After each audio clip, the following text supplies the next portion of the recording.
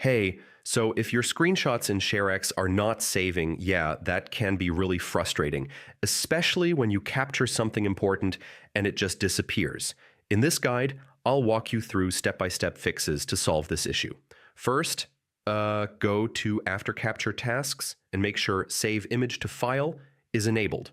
If it's off, your screenshots won't be saved. Next, check your save location. Make sure ShareX is saving files to a valid folder that actually exists.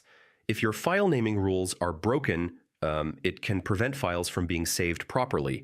Reset or simplify the naming pattern.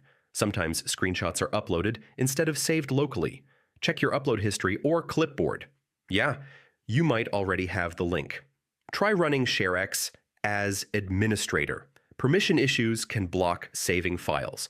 Make sure your system has enough storage and the folder allows file writing. Update ShareX to the latest version. Older versions can sometimes cause saving issues. If nothing works, yeah, reset ShareX settings or reinstall the app completely. So yeah, that's how to fix ShareX screenshots not saving. One of these steps should solve the problem quickly. If this helped, subscribe for more simple tech fixes. Hey,